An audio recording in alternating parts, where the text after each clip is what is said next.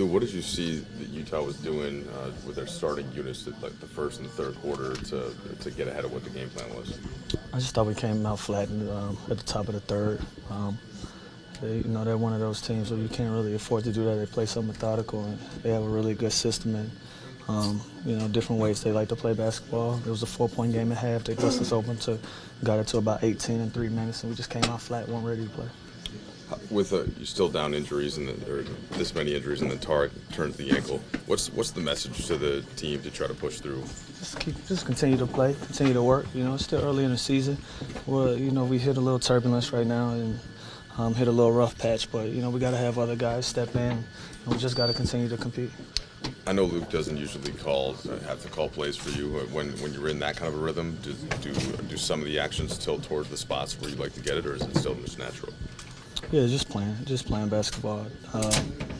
I had more attempts than I would like to shoot. I'm really not a high volume shooter like that. I like to try to be as efficient as I can, but just playing in the rhythm of the game.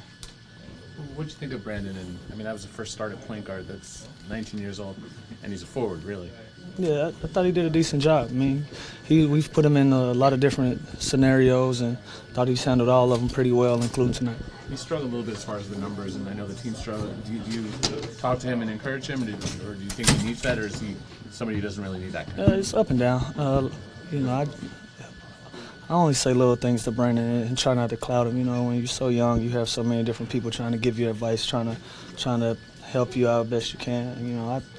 My message is always positive to him. Just continue to push, play as well as you can, and live with the results. You said you took a few more attempts than you normally would.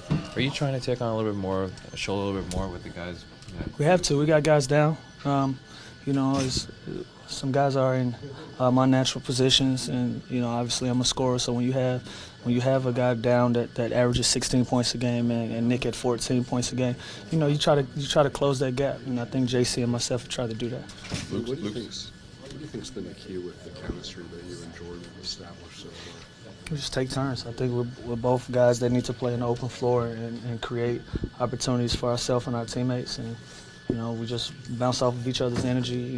We might have runs where Jordan run off 8 to 10 points in a row. Might have my same run for me, and just trying to get other guys involved in a mix of that. So we just play as natural as we possibly can.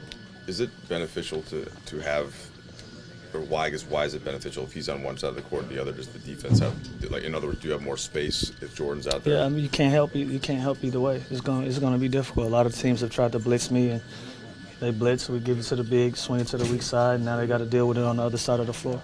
And so it's going to be hard for teams to try to blitz on both sides of the floor. That leaves the middle of the floor wide open, and we've been able to exploit that. That's Luke said that he's been hesitant to break that up because of that, but with all the injuries, he may have to for a few games.